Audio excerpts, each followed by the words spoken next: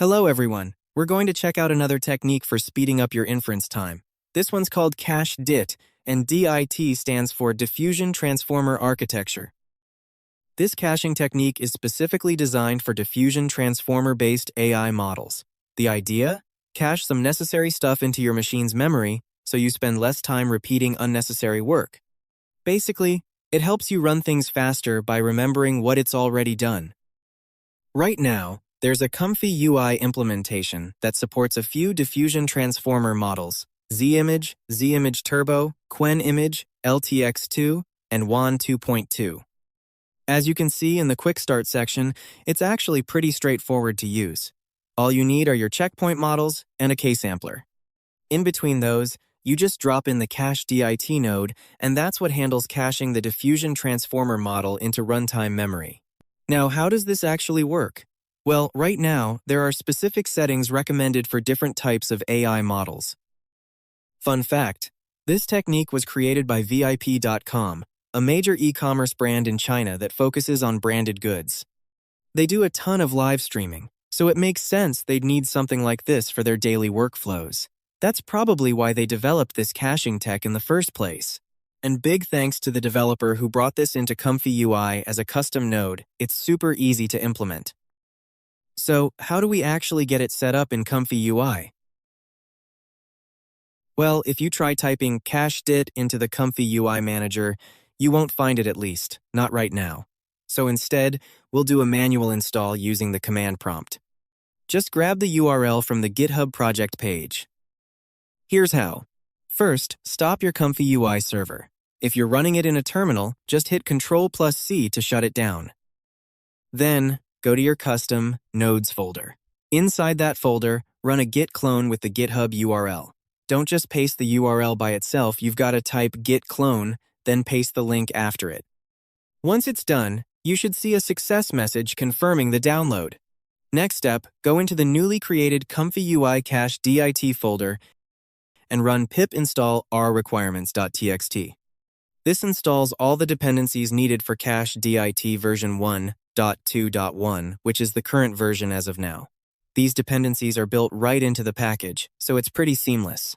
After that, head back to your main ComfyUI folder and restart the Python server. Once it boots up and you see that the custom node has been imported with no errors, you're good to go. Now we can start testing how CacheDIT actually works and how much it speeds up generation time. In ComfyUI, you can search for nodes using keywords like DiT or cache. But I like to just right-click in the workspace. Up at the top, you'll see a little thunderbolt icon labeled Cache-DIT. That's where you'll find the 3 custom nodes available in this version. One general CacheDIT node, plus specialized ones for LTX2, and one called the WAN Cache Optimizer. All right, let's jump into testing. First up, the Z-Image model. But actually, let's go with Z-Image Turbo since it's already super fast and see if we can make it even faster. I'll start with a basic standard template from ComfyUI. First thing I'll do is delete the bottom part. We don't need any extra fluff right now. We're only focusing on the Z-Image Turbo subgraph. To make things clearer, I'll unpack that subgraph so everyone can see exactly what's going on. You'll see the text prompts here. You can either keep the text box or swap it out for a clip text encode node. Either way works. I'm going to stick with Z-Image Turbo, and all the settings here are just the defaults from the ComfyUI template, nothing fancy.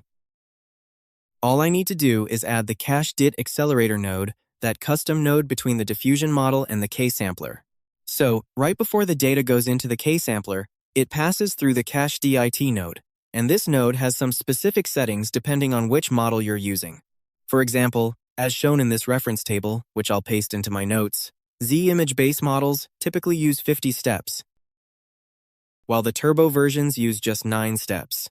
But there are 2 key settings to pay attention to: warm-up steps and skip interval.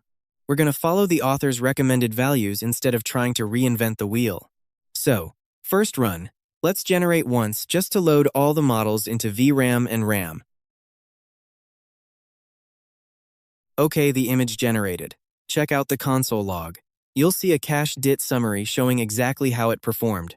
Every time you run a generation, you can peek at the console log to see how many total steps were planned. How many got cached? And how many actually ran through the diffusion transformer? In this first test, you can see the warm-up steps cached about 74.5% and the skip interval is 2. But here's the thing. When you use really low sampling steps in the K-sampler, the math doesn't always line up perfectly.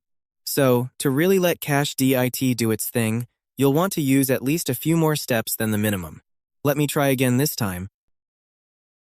I'll set the K-sampler to 9 steps, which matches the turbo recommendation.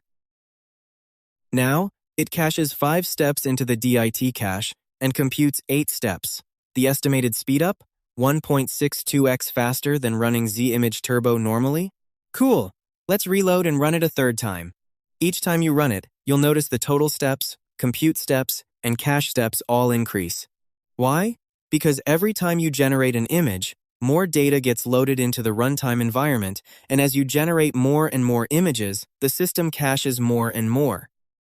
That means your estimated speedup time keeps getting better and better, until it eventually maxes out. How does CacheDIT build up that speed boost?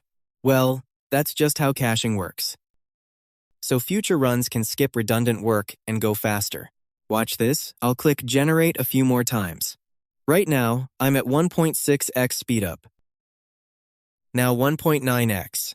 The more you run it, the more sampling data flows through, and the smarter the cache gets. I'm gonna go a little crazy here and generate 10 more images with Z-Image Turbo. Each one uses 9 steps in the K-sampler, but look at how the cache stacks up.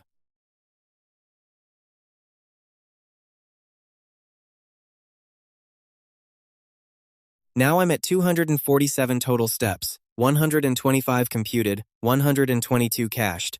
And the estimated speedup? It keeps climbing.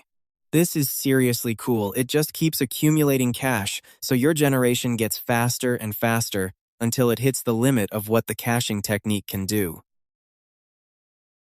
Alright, next up, Qwen 2.2. This is one of the most popular open-source AI video models out there, so let's see how CacheDIT performs with it. I'll use the text-to-video demo template. Again, I'll delete the bottom part and focus only on the core group this time, the one using LiteX2V. I'll update the LoRa model file names to match what I have in my setup.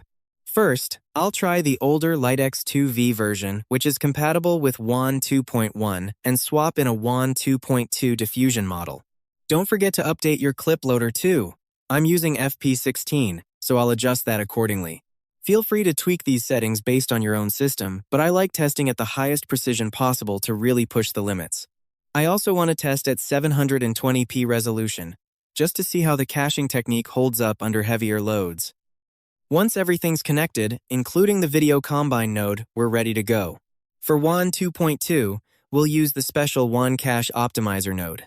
Just like before, you place it between the model and the K-sampler. But since we're using LoRa models, you've got a choice.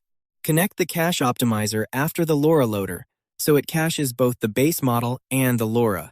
Or connect it before the LoRa so it only caches the base Diffusion Transformer. Either way works, it just depends on what you want to cache. Remember, anything connected before the CacheDIT node is what gets cached during runtime. Now, the standard settings for Qwen 2.2 are 20 sampling steps, 4 warm-up steps, skip interval of 2. But in this test, I'm using LiteX2V, which defaults to just 4 sampling steps. So, will 4 steps work with CacheDIT? Let's check the console log. We've got 4 sampling steps with LiteX2V, but nothing's being cached. Also, quick tip, if you're running on a low VRAM system like 12 GB or less, try the GGUF quantized version of Qwen 2.2. That's another great way to make it run smoothly. Anyway, back to our test. The high noise model loaded successfully warm-up steps. 4. Skip interval. 2. But the summary shows 0 cache data in RAM or VRAM. Why? Because the warm-up steps are set to 4, but the actual sampling steps are also only 4 total. And in this workflow, the high noise model runs just 2 steps, and the low noise model runs another 2. That's way below the warm-up threshold, so CacheDIT never activates. Here's the key takeaway. Your sampling steps need to be higher than the warm-up steps to actually trigger caching. Otherwise, the cache stays empty and you don't get any speedup. I ran the low noise model too, and yep, same result, no activation. So I'm showing you this so you don't fall into the same trap. Don't assume that just because you're using LiteX2V, which uses low steps, and Cache-DiT, you'll automatically get faster generations. If your K-sampler steps are below the warm-up threshold, the cache won't turn on and you won't speed anything up. Plus, your video quality will suffer because you're only using 4 steps total. I'll switch to the newer LiteX2V version made specifically for Qwen 2.2, which includes separate high noise and low noise models. And I'll bump the total sampling steps up to 12. 6 for high noise, 6 for low noise. Now we're above the warm-up threshold of 4, so CacheDIT should activate. And it does. Check out the console log. Both models now show cached data. The estimated speedup, 1.2x faster, with about 16% of the workload cached in runtime memory. Now, let's go even further. I'll keep the warm-up steps at 4 and skip interval at 2, but this time, I'll bypass LiteX2V entirely and crank the sampling steps higher. I'll also add Sage Attention another custom node to see if we can cache those attention blocks too. I'll place Sage Attention before the CacheDIT node, so those blocks get included in the cache. Usually, this works fine as long as the attention modifications happen before caching. To keep things visually clear, I'll color code the cache optimizers. Now, I'll set total sampling steps to 2010 for high noise, 10 for low noise matching Qwen 2.2's default. And I'll swap the boring default prompt for something more dynamic, a drone flying through a forest. This'll take longer to generate, but that's okay. We're testing caching efficiency, not speed alone. When it finishes, check this out. 70% computed, 30% cached. And as I run more generations, the speedup increases because more data gets cached in memory. Important note, I'm not using LiteX2V here. I'm running full 20-step sampling 10 plus 10 without any step-saving LoRa's. Yes, it's low quality compared to higher step runs, but we're just looking at the numbers to understand how the caching behaves. The more sampling steps you use, the more Cache-DIT can cache, and the faster subsequent runs become. Here's the generated video. A drone flying past trees, weaving through the forest. Pretty neat. Now, let's go even crazier.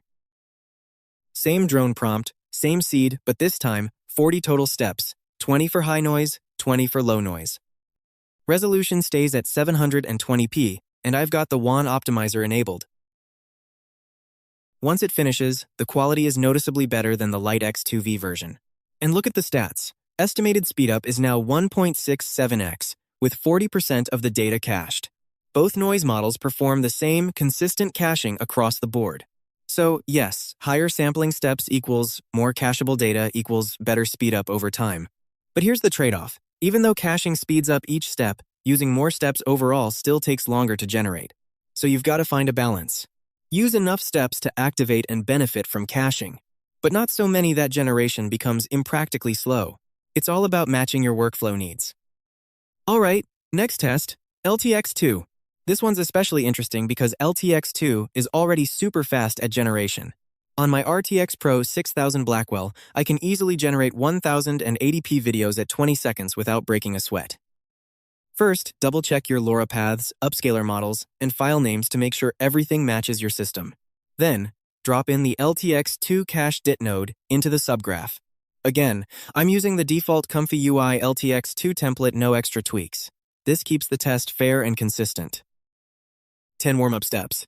Skip interval of 5. That's pretty high, but let's see how it works. I'll apply Cache-DIT to both Stage 1 and Stage 2. Since this workflow uses Stage 1, generates at lower resolution for speed. Stage 2, upscales back to full resolution. I'll use the same drone prompt, set resolution to 720p, and lock the seed for consistency. This is actually my first time running LTX2 with Cache-DIT, so I'm curious to see the difference. After the first run, check the console log. Only Stage 1 activated caching because I set it to 20 sampling steps, which is above the 10-step warm-up threshold. Result? 10 steps computed, 10 cached to 2x speedup in Stage 1. Generation time, just 12 seconds. That's blazing fast, just like the old days of LTX1. But Stage 2 didn't cache anything. Why? because it uses a distillation LoRa and manual Sigma scheduling, which aren't compatible with the caching mechanism. So honestly, you probably don't need to connect Cache-DiT to stage 2. Just focus on stage 1, where the real sampling happens. Now, check out the actual video output. Looks awesome, sharp, precise, and smooth. And importantly, Cache-DiT doesn't degrade visual quality. The pixels and details stay intact. Next, I'll try 1080p, same 20 steps.